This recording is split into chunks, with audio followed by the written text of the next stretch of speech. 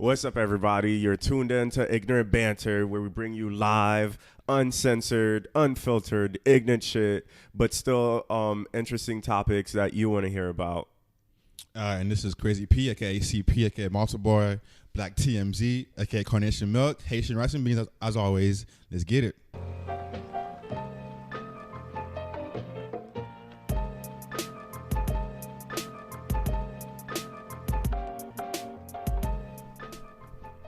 All right, so it's Black Caesar, aka Slickback Jones, the Don. You already know.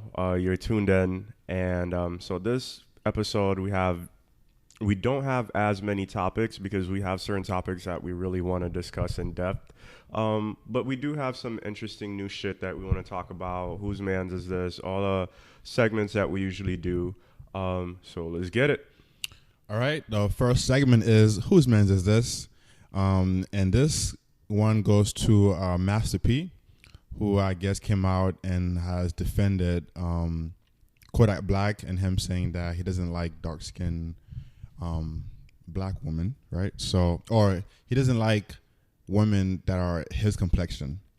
So, yeah, whose man's is this? Yo, Master P, you were, I was rooting for you. We're all rooting for you. I mean, I always talk about Master P when I think about, like, financial literacy, making good moves and all that. But of all the things to defend, this is the cause you choose to fight. Like, of all the battles, you choose to defend Kodak Black and his ignorant-ass comments. Whose man's is this? But I think he's trying to be relevant, you know what I mean? Or stay relevant, right? True, so Kodak right. Black is hot right now. He's like, yo, I need to support this dude and, you know, be in his, you know, entourage or whatever you want to call it, just to stay relevant. So, yeah. Well, we're going to talk about Kodak a little bit later, so Black. I'll save all my comments. All right. What is our next segment? It is Hot Sheet. Hot Sheet. So for Hot Sheet, this episode, my hot shit goes to Jay-Z for 444. Now, I'm not even a big Jay-Z fan, so that's very surprising to me that I actually liked the album. And I'm going to say what I liked about it. So I like the fact that it's less popish, like it's less commercial. Like when he had that Holy Grail song with Justin Timberlake, it kept getting played. Every time I heard that song, I died a little bit inside. I couldn't take it. Suit and Tie, died a little bit inside every time I heard that shit. Just it's very popish, and he just kept putting Justin Timberlake on there. I'm like, bruh, fuck you doing, bruh. But this one is he addresses a lot of shit that our culture needs to hear at the moment. He takes some shots at some of the new rappers, which is pretty much needed. And we need someone at the top. Like, if you don't have artists like Jay-Z at the top, it kind of feels like a free-for-all. So all of y'all complaining about black, how bad the music scene is right now, you need to be copying 444, because if you don't like the way it is, then support Jay-Z, because he's the opposite of all these new rappers. He's been around since he was 19, I think, and now he's 47. So this man has a portfolio. He has a catalog. Like, whether you like him or not, he's making dope music, speaking about shit relevant to our culture, speaking about black struggles. He has some LGBTQ songs on there. Apparently, his mom was queer. I didn't know that. Is that funny? It's 2017, bro. That's not funny. You know what I mean? That's not funny at all. So, yo, don't attack us on SoundCloud. Please don't. But the main point I want to make about this is that the samples on this are pretty dope. Like, he has some really amazing samples. They're like really soulful, really powerful. I just feel like a rich man riding around in a Maybach every time I listen to his music, to the samples on that song. So yeah, so going from me dying a little bit inside every time I heard a Jay-Z song to me feeling like a rich man in a Maybach is that's an upgrade. So shout out to Jay-Z. That's my hot shit for this week. All right, and my hot shit for this week is two things. One of them is the song on DJ Khaled's new album, which is called I Love You So Much, featuring Chance the Rapper. It's a very uplifting song with a twerking beat. So it's kind of a happy trap song almost, but it's uplifting. I mean, it just makes you be happy and shit. Like, just you love life. You want to just go out and hug somebody and shit. So shake your ass and be positive. Shake your ass and be positive. So shout out to, you know what I mean, a dope, positive, uplifting trap, you know, twerking beat. But anything with Chance on is going to be good and uplifting. So that's one of them. And the other is Playboi Carti with his hit Magnolia. Yo, Pierre, you want to come out here? Shout out to his producer. That tag is pretty dope. Yeah, it definitely is. It's just a dope song. It's hype. It's lit.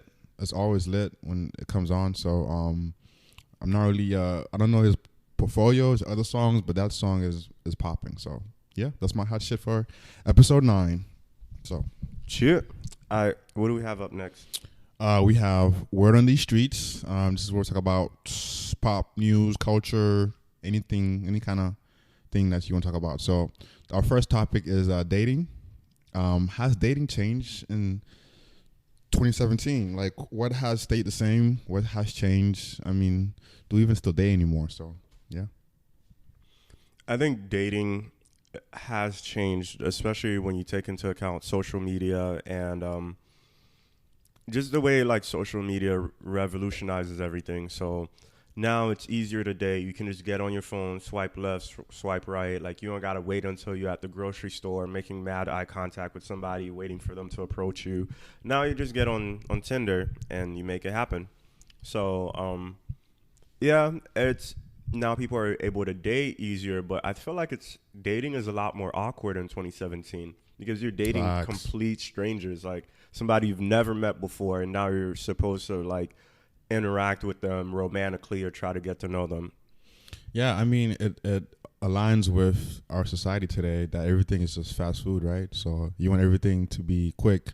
You just go on your phone, you swipe right, go out and meet someone without no connection that's deeper than just the visual image of them that you can just swipe, and you have to go out and date this person, right? So it's very superficial, and it definitely affects, you know, people long term as far as being with each other. So people don't date no more, man. People they just have sex. Let's be honest. You just meet up and you just do what you gotta do. I mean, who dates in 2017? Like, do people date anymore? Like, yeah, I feel like some people are still dating. Like, they go on actual dates and, like, talk and shit. Like, I mean, yeah, I think some people are still doing that. I think there's a traditional. I just listened to this podcast the other day, and this couple was saying, well, never mind, this happened back in 1998. Never mind. It's a big difference, bro. Yeah. So that doesn't apply. But I feel like there's still genuine connections still happening, like organic connections. People are, like, meeting people, asking them out on dates or saying yes. Like, I don't think everything's completely tenderized. All right. So what are the rules of dating today, do you think? I mean, I'm at the game, but what do you think it is right now as far as dating? As far as the rules? Well, so when it comes to dating, I think there's a lot of people need to be clear when it comes to dating about what they're doing. A lot of times people will just be chilling, and they'll, like, one person is chilling and the other person's dating. And that's where the miscommunication kind of comes in. Like, one person, like, if they're trying to spend time with the other person, they're like, come through and chill. And the other person thinks that they're going on a date. But nah, you're just going to their couch and they're about to put on a movie and trying to make some shit happen while you expecting some other shit. And then when you find out they're talking to somebody else, your feelings hurt. So I just think there's not a lot of communication. Niggas just don't know how to communicate. But I feel like females should, like, if you get a text that say, hey, you want to come over and chill at, like, 2 a.m, as a female, you should know, like, what that really means. You know what I mean? Like, what that entails. Right. And not think, oh, yeah, we're going to go over there and, you know, talk and get to know each other. It's like, no, it's not going to happen. So if the guy's not willing to call you at a certain time and set a date to go somewhere, if it's just coming over to chill, you shouldn't have the expectation that it's going to go somewhere further than that. You know what I mean? Yeah. And I feel like people are spending a lot less work when it comes to dating, because I feel like back in the 1950s, you couldn't tell somebody to, like, come through and chill at your house. Like, you had to take them out. Yeah. you had to pick them up, you had to open the door for them, make them sit down in the car, and then like you go out, you pay for the dinner, and then you come back, and then like hopefully you get a kiss on the porch, and they invite you in. Like that was the rules of the game. But now people don't have to do that. I hate when people romanticize like older days. They're like, oh, it was so much more romantic back in the days. Like, well, people only did that because they had to. Like, people felt like the only way they could get some action is if they put in all this work. And if they didn't, then they'd be looked at as a perv or something else. Right. But now, like, people don't, that doesn't really matter to people. So you can just send a quick text like, hey, what's good? What you doing? Come through. Smiley face, like, hey, with 3 Ys, you know? And if they say no, you can be like, all right, cool. Next text, send. Right. Or just send a generic text. Damn, bro. Copy and pasting right here. That's messed up. I mean, but I think it does affect, you know, the bigger picture. I mean, I see what you're saying. Back in the day, like you had to go out and, you know, pay for everything and, you know, open the door, go to the door, you know what I mean? Like all this stuff that happened. And but I think it allowed for connection to happen between the two people, right? Whereas now it's like it's so fast that you don't have to do all these things. So like there's no connection besides the physical, right? So then people get hurt and like, well, I was so into this, but it's like you didn't have the time or put in the time to set in the deeper connection. So how do you expect this to go past a week or 2 weeks? There's no foundation. Yeah. So like how's that gonna last a year even? You know what I mean? So yeah, you can't build a relationship off sex. And what people don't understand is that if you're dating somebody, you don't even gotta be fancy all the time. Like just take him wherever you're going. Like if you enjoy like whatever your interests are, like if you like going to museums, like you gotta have some interests outside of work. Whatever you like to do, bring that person along with you. And if they don't, if they're not feeling it, then they're not the right person for you. That's what I think. Shit, but like, yeah, I'm going to McDonald's. Like, you want to come through? Come through. If you love McDonald's, nigga, that's what you do. You like sweet tea? You like McDonald's apple pie? Yeah, okay. Okay. You know what I mean? If you don't, then shit. Then that's a deal breaker. That's a deal breaker, right? You're more of a Zaxby's person. I can't fuck with you. I can't do that shit. I don't got that kind of budget. Exactly. I can't do that. Now, I definitely think you should definitely invite people to your environment, what you like, because if they like you, then they'll try to appreciate what you're enjoying, you know what I mean? Exactly. So, point, and see man. How they function in your environment, see how they move, and see how they react to, like, your friends might not work out well with them, or they might not work out well with your friends. So, and for me personally, if I'm dating somebody or if I like somebody, like, I feel like it's really important for my friends and them to get along. It's just a really big aspect of my life. True. All right. So who pays on the first date, do you think? You know what? I saw this thread on Facebook where it was a lot of women on there that was saying that if the man doesn't pay on the first date, then it's not a date and there won't be a second date. And I don't think that's fair. I feel like now we're at the age, like, I understand, like, I feel like these rules of dating are outdated. So maybe in the 1950s, the man would be expected to pay because men were getting paid a lot more in the 1950s. But now there's still like a wage gap between the two genders. But I feel like men and women, it's not where men are making outrageously more than women. So for a woman to like split the check, I don't think that's an issue, especially on the first date. Like, I don't think it should be expected. Like, men should offer to pay, but if he doesn't, it shouldn't be like, oh, that's a deal breaker. I highly disagree with that because I get that in 2017, you know, people are getting paid more. Like, females go to college, they get bachelors and masters, and they're getting bread too. But as a guy, you are the dominant sex, right? And you, I mean, like, you're there to protect and to love someone, and so it's more of a gesture to show, hey, I can provide for you. Because if you think about it, what do females want? Like, a provider, right? Yeah, the basic instinct level, it don't matter how much money you want. You want someone to be able to protect you, to love you, and to be able to provide for you. So that has been true since the beginning of time.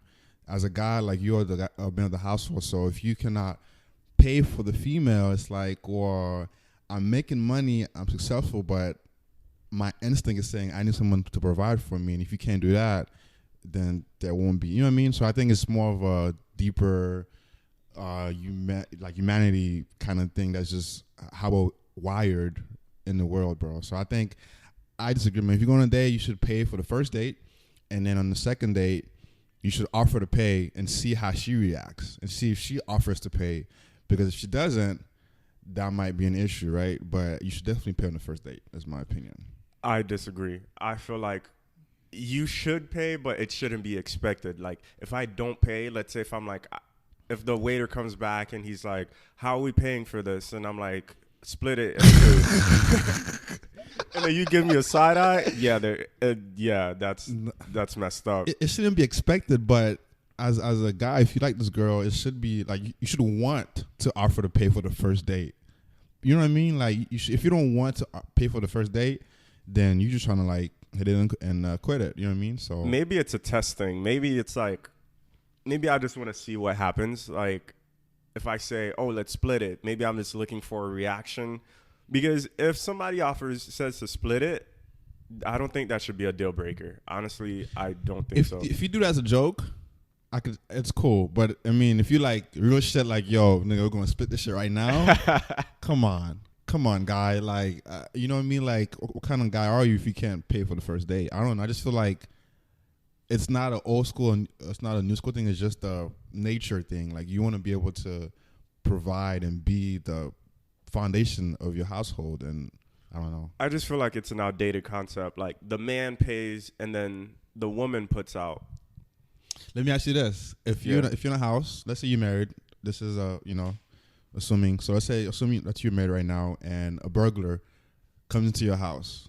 What's the first thing that the wife is going to tell you? Yeah, she's going to be like, baby, go check. Okay. Why is that, Caesar? Why is that? Because as a man, most likely the burglar is going to be a man, and there's a size difference between men and women, so it's going to be fair that a man has to fight a man. No. But if I'm married to a woman, she needs to have a bat, like right behind my ass. I got the gun, she got the bat. I ain't tackling this burglar alone. You heard it from here. Black Caesar, Slimback Jones the Don. You know what I'm saying? Nah, it's because like, you're supposed to provide safety, you know what I mean, for the house. So like, she's gonna be like, hey baby, like, I heard footsteps, can you go check it out, because you're the man. Like, it's the same concept. Like, that's never gonna change. Because could you imagine, be like, all right, you go to the front, baby, I'll go to the back. I mean, no, you go together. If the robber's a female, as one. If the robber is a petite female, okay, but now you're in trouble because you can't hit a woman. The robber's a woman. Oh, nah, she broke in. Oh, no. It goes back to human nature. A man is supposed to protect women. You're not supposed to hit women at any point in time. So if you get robbed, it's a woman. She don't got no guns. It's hand to hand. Oh, she ain't got no guns. You just tie her up, bro. You pick her up and tie her up. Nah, bro. She got hands, though. So y'all got to box her. I got hands, bro. Shit. I mean, that's just, nah. So you should never hit a woman unless she's robbing you. No, it's just robbing you. It's just robbing you, and she's small. She got hands. I mean, at that point, I'm not gonna hit her back. At that point, you could just like wrap her up. You know what I mean? So you're gonna just hug a robber in your house. Just give her a really tight hug as she's robbing you. Yeah. And you don't know if she's armed. As you're wrapping her up, she could like just very well reach behind her in her pocket, pull out a gun. Or if I have a gun, I'll just point it and be like, hey, I have a firearm. I'm not no guns. Hand to hand. Bro. If it's a hand to hand and it's a female robber, you can just rob her up.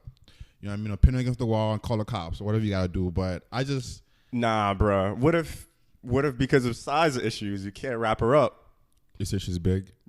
Are you saying she's big, bro? You caught that. Yeah, I caught that. What if it's a really tall, husky female robber? You know what? If she's a female, it's like, hey, baby, I can't hit her. Come out here. You know what I mean? It's a female. And have her come out and, slap her up a little bit. You know what I mean? So I don't know. I just feel like you can't really explain why. But then, okay, imagine so we already knee deep in this scenario. Shit. You're getting robbed by a female robber. you're the man, your wife is waiting in the bedroom for you to handle the robbers, but she don't know that it's a woman. Right. So you get there, you're like, oh, damn, I'm being robbed by a woman. Shit, babe, come out here.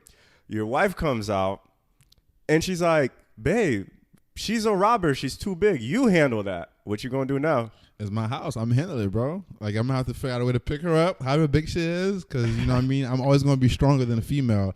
Pick her up and put her outside, and, you know what I mean? Do what I gotta do. So I just feel like a guy will never say, hey, baby, I heard some footsteps. Can you go outside and check it out? That has never happened in history of the world. That a guy would be like, hey, baby, I heard a noise. Can you go check it out? No. Yeah, but if we relate it back right? to what So we're talking about, like if we bring it back to the dating thing, I think it's just a very outdated concept. I think even if I pay on the first date, like you should even offer to pay on the second date. I think it should be like 50-50. Oh, I agree. Like second date, if the second date or third date she's not offering to pay, then yeah, I'm out. You know what I mean? But the first date, you should pay. And then that's how we have, I don't know if you've seen all these Facebook skits and stuff like that, where girls will save guys in their phones as free meals because they know if they go out that person, they're getting a free meal. So sometimes there's a lot of women that might mislead men thinking that they like them, but they just trying to eat. They just trying to get free food. And they like, okay, I know that he's traditional. He believes that's what a man would do. And there's a lot of stupid men out here. There's a lot of stupid niggas out here just willing to drop money on women, hoping they get something in return. And then when they don't get it, they get mad. But that's your fault for being stupid. Well, here's the rule. For any guy out there that is falling into that category, first time, pay for it. Second time, pay for it and see if she offers. After that, just cut her off. I mean, it's simple. Like if you pay attention to her reaction both times, then you would know. Unless you just that kind of dude just want to waste money. I mean, for no reason. But I'm not gonna pay for a third date if the second date she didn't offer to pay for it. You know what I mean? So that's my take on it. You know? When is it too soon to have sex? Let's say you're dating, right? Like you didn't start off as like friends with benefits. Like you went on a traditional date. So okay, the man pays the first time. When does sex come into play? Is sex on the first date too bad? Like is that like a taboo thing? See, I think that's one of the rules that has changed from back in the day. I feel like if the man and the female are on the same page from the first date, why not? If you want to have sex on the first date, if they're on the same page, because what's your name? John Legend and his wife, first date, and they're together. So if you're in that same wavelength, then why not? But if somebody's playing the other, then you know that's where it's fucked up. But you're not gonna know that, right? As a guy or the girl, if they're playing you or not. You just gotta take a chance on it. But I think nowadays, if you guys are on the same page, why not? Yeah, why not? But okay, so let's say you go out on a date. This is somebody you don't know, your very first date, and they're ordering mad expensive food, lobster, steak, everything, and it's like $160. Waiter comes back, it's $160. Now you paying for it, and then at the end of the night, she's like, "Good night," gives you a kiss on the cheek and leaves. Are you gonna be disappointed? You gotta take it. I mean, you gotta take that shit. Pay for it. I might go. Oh, if I'm gonna sleep with her on the first day, yeah. Oh. Because then I feel like there's always that expectation. Like if you paying money, then you have to get rewarded in some kind of way. And that's why I don't feel like it's genuine a lot of the times. Like I feel like a lot of guys will put money on the table expecting to get something else. Not because they like the girl, not because they're trying to be gentlemen, but just because they want something in return. Me personally, I wouldn't feel away if on the first day I dropped $160 and like nothing happened but a kiss. Yeah, as long as you know as you're spending that money, like as she's looking through the menu, already put it in your head. Like if you didn't want to spend $160, you could have taken her to like Chipotle. Like you should know how much you're about to spend in this restaurant. That's true. On average, right? So, so if you go in there in the first place, you must think highly of this person to go to an upscale place on the first date. You know what I mean? Yeah. My word of advice: do free shit on your first date. Real shit. Museum, park. work out together. I just think the whole like going to a fancy restaurant on the first date thing is really overplayed. It's played out. But you still gotta pay for parking though. So if you get, I'm just saying, you know what I mean. You gotta get to the free museum. You gotta pay for parking. I mean, that's true. Ain't shit free. Gas money. Yeah, you gotta pay for. Yeah, first day you gotta pay for gas and parking. So just remember that. But that's just my take on it, man. I think the payment thing. If you're a guy and you're paying, but you're expecting something back, then you're not doing it for the right reason. But then, I mean, at the end of the day, if you think about it, like, people are just trying to get it in. Like, you trying to get it in, but you're really trying to follow the rules and shit. Like, you take a girl out. Like, sometimes, like, you might expect that to happen. Or just be real and be like, hey, I just want to fuck. I mean, like, why go to all the struggles of, like, go to dinner, having to pay to fake it? I'm like, if you are that bold, you know what you want. Just right. Go. Yeah, you know what I'm saying? And if you're a girl and you want to fuck, just say that shit too. No judgment. It's like Tinder's here, bro. Like, if you're on Tinder, why do people expect to go on Tinder dates, like, to last and shit? I don't think that exists. I mean, do you think there's people that are actually looking for love on Tinder? No. I think you're just looking to fuck, bro. You think the whole app is for fucking? Yes. Who's on Tinder be like, oh yeah, I'm looking for my future husband and wife? On Tinder, I don't think so. If you people have that on their profile on Tinder, like looking for love and all that. To pull you in, it's a scam. And then to hit it and then be like, all right, next one, just keep swiping, bro. Damn. It's a cycle. Think about it. I think there's there might be like 10 innocent people on Tinder that really want. I mean, there's a few. I mean, there's always a few, but the majority of people know what, like what it is. Like, it's like Black Planet, bro. Remember that site? Yeah. It was for like to find people to, you know what I mean, to like hook up with. Well, not in the beginning, but it quickly changed to that, and then yeah. everyone knew what it was. So it's like you on there, you know what it's about. So you can't be a fool. You know what I mean? Yeah. All right. So dating when you're older. At what age is it? Does dating get kind of creepy? Like, well, what age is it? Like, if you're like the age difference, I guess I'm saying. So if you're 40 and if you see a man who's 40 years old and his girlfriend's 20, would that like give you a side, like would you give him a side eye or? The guy? Yeah. I mean, it's kind of fucked up, but I'll be like, yo, my nigga, I see you, bro. You know what I mean? Like, okay, let's reverse the roles. So it's a 40-year-old woman and it's a 20-year-old guy. I mean, that's fucked up. You know what I mean? Damn, nah, you can't have that. I know it shouldn't be that way, but it is. I mean, that's just how I feel, and I don't know why. It's a double standard, right? Yeah, and I feel like it's harder for women. Like, you hit a certain age, and it's like people just automatically start looking for younger women to date. You know what I'm saying? Yeah, it's part of our nature. I think it's like you want to be able to find someone that is able to, what's the word? Because like, as you get older, like you lose that appeal, right?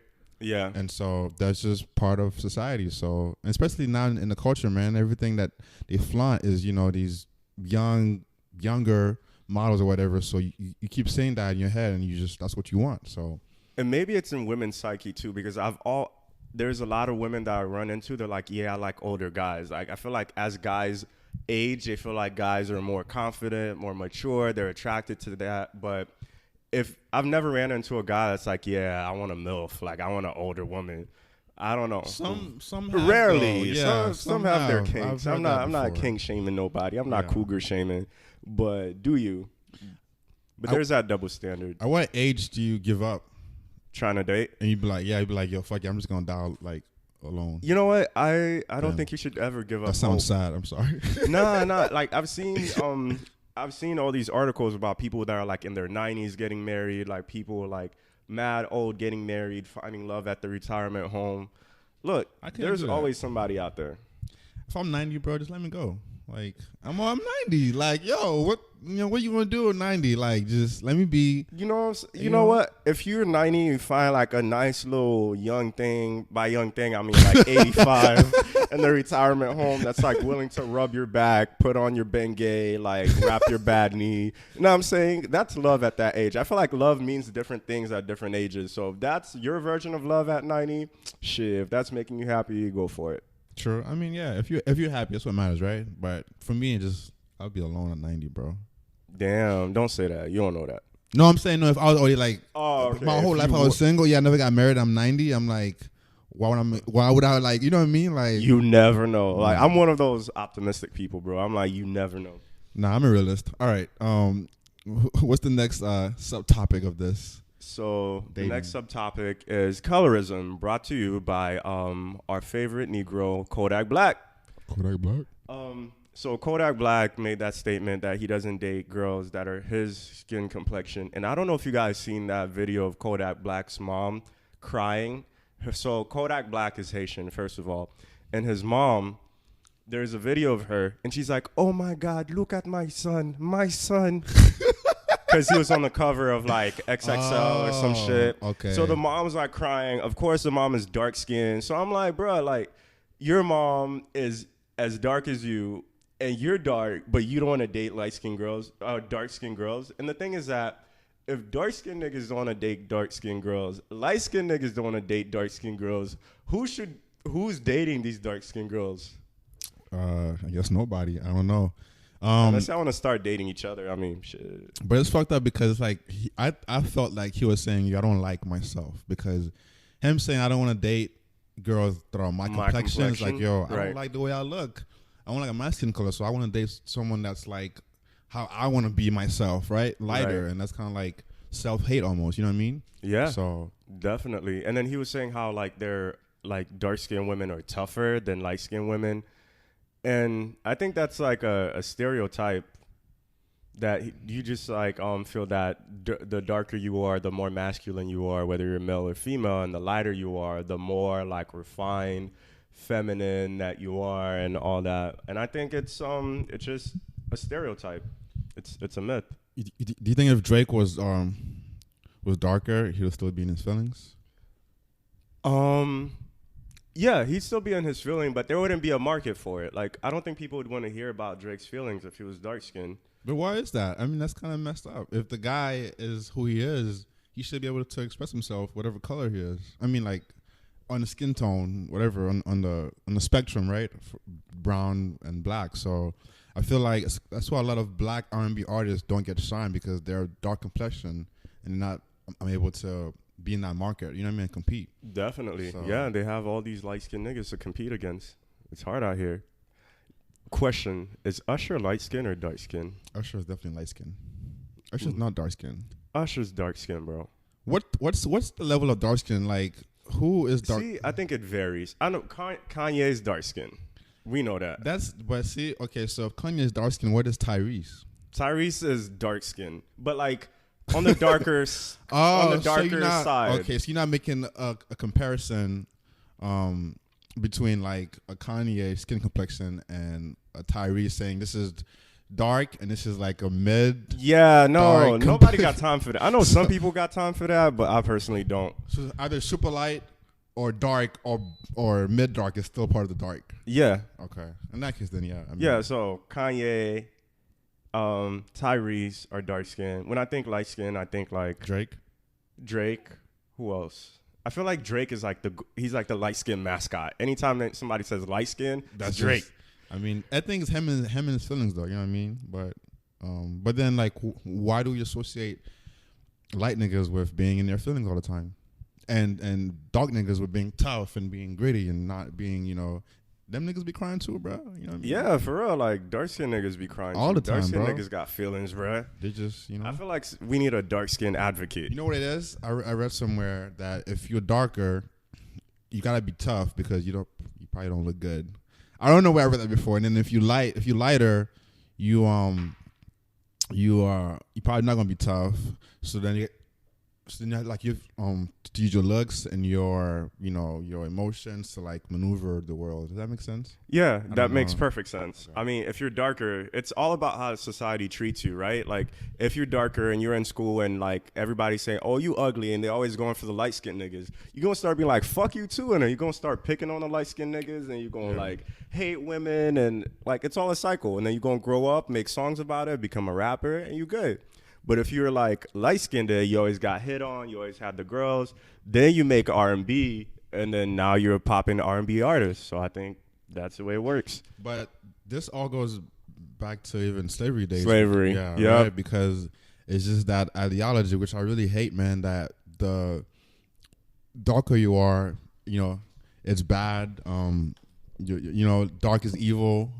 Whereas if you're lighter, you're in the house, right? Like you're a house nigga. But if you're darker, you're in the fields and you're doing all that kind of stuff. So that ideology has been here for so long, and it exists here today in the industry of music and the society of movies, Hollywood. So it's really sad. And being able to, like, if you have kids, bro, like having to say, hey, to tell them that you're darker, but like it's not a bad thing.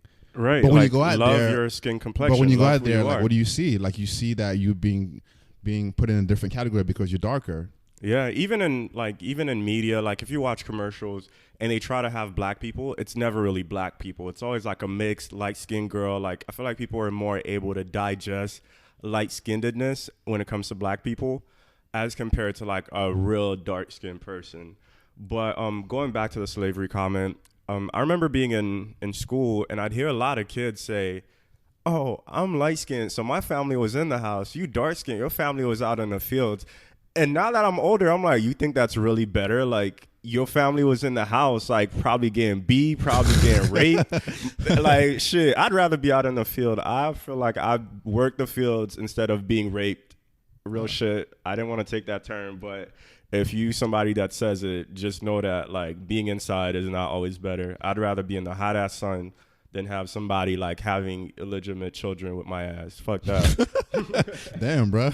I'm just saying. Keeping it real. At the end of the day, I don't think this is ever gonna, like, it's in our psyche, so I don't think this is ever gonna end one day to where I think it's just something it's so deep, it's embedded deep in our society that's just how it is. And you just have to teach your kids young if they're darker, hey, like, you should love yourself just the same as someone that's lighter, because we all have different kinds of shades of brown and black and all kinds of stuff. So, and this goes back to my quote from last episode, which is if I have a cup of coffee that is too strong for me because it is too black, I weaken it by pouring cream into it. And that's true. You know what I mean? If you have coffee, it's too strong, or it's too dark, you put some cream into it and it tastes better, you like it better. And that's that whole concept of lighter is better. And I think that's a false fake news, right? So fake news. That's my thing on that, man. But so colorism also affects dating too, right? Like, it just goes back to, and I used to work in schools, and I'd hear a lot of kids saying, I don't date black girls, like they're black kids. So it's not just Kodak Black that says that. And I think he's just so shocked about the backlash he got about it, but it's because it's such a prevalent issue in the black community. And now he's being a spokesperson for like the dumbest shit, and now people are now having that backlash. So, yeah, so it's not just him. A lot of young kids growing up will say, and even when I was growing up, a lot of my friends were like, I don't date black girls. Like, I want a Latina. I want a white girl. Like, I want a bad white girl with ass. Like, basically black features, but you just don't like the skin, pretty much. But even in other cultures, that is prevalent. You know what I mean? So whatever, DR or Venezuela, like, people would say, I don't want to date a dark Cuban. I want to date a light, you know what I mean? Like a lighter skin tone, a Cuban. So it's prevalent in all kinds of nations. It's like it's worldwide. Like, people want to date or be associated with lighter skin tone of their culture or their race. You know what I mean? And that's something that, how do you combat that if it's so, like, on a major scale? You know what I mean? Well, that's why it's important when you have like these things like Black Girl Magic, like My Black is Beautiful, like all those campaigns to make people feel good about themselves. I feel like they're really important to our society. What I hate, though, is when there's white lash about it. Like, how come there's no My White is Beautiful campaign? Like, bro, you've had thousands of years of that. You don't need it. Right. So I think all those things are important. Artists speaking up about it. I wish more artists would be vocal about shit like that. Instead of we have Kodak Black being a spokesperson for coonery, I wish there'd be other people talking about like important black issues. Like Solange had this Don't Touch My Hair. Her album was very black. Master P was on her album, which I thought was pretty dope, but now he's taking this L. So I think all those movements with artists talking about like black shit, empowerment. I feel like the artists should be really talking about like dark skin and how important it is. Because I mean, at the end of the day, the issues that people feel from being dark skinned, like we kind of talked about it earlier, people use that. They use it in their music. They use it to become successful. And then people just kind of take the success and it kind of, they just forget about it. For example, you have Biggie has a song where he's like, big, black, ugly as ever. However, still stay down, Coogee down to the stocks, whatever. So then, like, he's talking about his struggle with, like, being black, whatever, like how hoes used to diss him, blah, blah, blah, blah. And that's his struggle. He put that in music. He benefited off of it. He used it to uplift the black community. And then you have dumbass Kylie Jenner putting her face on that shit, not even realizing what the hell's going on. Right. I feel like every time we take a step forward, like, we take 2 steps back because of appropriation and people like not liking the fact that the black community is trying to uplift itself. All right. And before we move on, I gotta say one more thing though. I agree. Yeah. So as artists, you should like talk about it more. But more importantly, use media, right? Because like visuals in this country is big, right? Yeah. To like give a narrative to someone. So what you see on TV is what you believe over time. You associate with that. So if you're having more dark-skinned women of all kind of race in your music videos, working at your studio, your label, people are going to see that a lot on TV, especially kids, and be like, you know what? Yo, there's a dark-skinned whatever on TV, like in this video, in that video, in that video, and that's the new norm, right? But now all you see is the opposite. So I think you have to change things through media, through visual media, because it's big in this country. Like, we love TV, we love music videos, we love watching stuff on YouTube, but all you see on there is light-skinned individuals in all kinds of, genres, and that's part of the big issue too. So, and I feel like rap is lazy. When it comes to that, rap, they feel like, all right, let's just get some light-skinned girls, get some bottles, we in the club, we shooting this music video. I feel like rap is lazy, but that's for another time. Facts. All right, next segment, Fuck You Mean by CP. Fuck You Mean, bro. So our Fuck You Mean is, who is it, bro? Whose man's is this? Whose man's is this? Oh, okay. It's Kylie and Kendall. Boo. So, yeah, like, I guess, they apologized for, having their image and their name on the shirt that has on a bigger shirt, pretty much. So, and I'm pretty sure it's not a very sincere apology. So it's not PR move. Like, what you could have done was just at least ask, the state of Biggie to for approval before. But then, why would you even ask that? It's so wrong to even, you know what I mean? Like, it's so offensive to say, hey, I want to put a picture of my face on a bigger shirt and sell it to make money off of it. You know what I mean? Yeah, it's like, let me put my face on your dead son's face, and I'm going to put it on a shirt and make money off of it. So I feel like the whole family is just a family of L's, man, because they have appropriated the black culture for so long that has become the norm, and there has been no credit to, to the culture. So, fuck you mean, Kylie and Kendall, and I don't even think they hope, because I don't think they are able to learn from it. It's just how it is. They don't give a fuck. They just care about money. So it's not gonna matter. I hope you get haunted by both Biggie and Tupac's dead ghosts. That's my wish for y'all. Black ghost. Could you imagine, Brad? Could you imagine like Biggie and Tupac beefing over like Kylie and Kendall while they're sleeping, bro? That'd be some scary shit, bro. Like, I hope it happens to y'all. Facts. I speak it into existence. All right, next, so quotes, my favorite segment. So my quote for this week, I'm supposed to have a non-ignorant quote. My quote is, "What you seek seeks you," by Rumi. So basically says that whatever you're looking for, it's looking for you too. So if you're looking for money, that shit is out there looking for you. So that's my motivational quote. All right. So my quote is ignorant. So it is Steve Jobs is dead. Walt Disney is dead. I'm dead. Picasso is dead. We're all dead. Bye, Kanye West. And so I don't know, man. I feel like I'm dead right now just saying this. But I think the context you were trying to say is we're all going to die someday. So go out there and put your best effort in creating something for the culture, because we're all gonna be dead, because all these great people died eventually.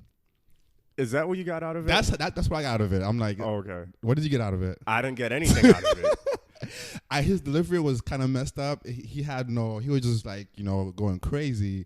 But I think deep down he was saying, look, we're gonna die, so why wait and not do shit with your life? Go out there and create something, create a business, go do something positive for the culture, for the world, because eventually you'll be dead too. Yo, shout out to Ellen's face during that interview. Ellen didn't know what the fuck to do. She died too. She died. She was Ellen's dead too. dead. Like, she was dead when it happened. She was Ellen's dead. I'm dead. But he called Walgreens like, yeah. Was it Walgreens? What did he call? He said he called something. And yeah, he called somebody. He was like, I'm dead.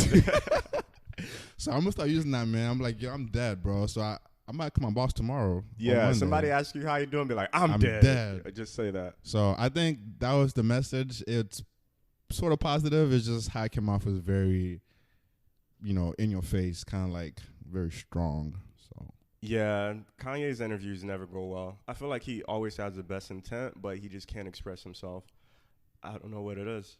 But do you think that's gonna taint his legacy at all, like as being a great artist / culture icon? It's not, because he's already dead. Well, on that note, we're dead. I'm dead. Caesar's dead. Caesar's dead. Yeah, we're never here right now. So, anyway, so is this it? All right. This episode of Ignorant Banter has been sponsored by Aldi, the only place where you go to get non-name brand cereal, milk, groceries.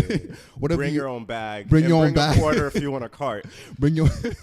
Yo, Aldi's like the spirit of grocery stores. Like, you just get what you pay for. Like, don't expect no fancy shit. Exactly. You go in, you go out. If you don't got a bag, I think it's 90 cents.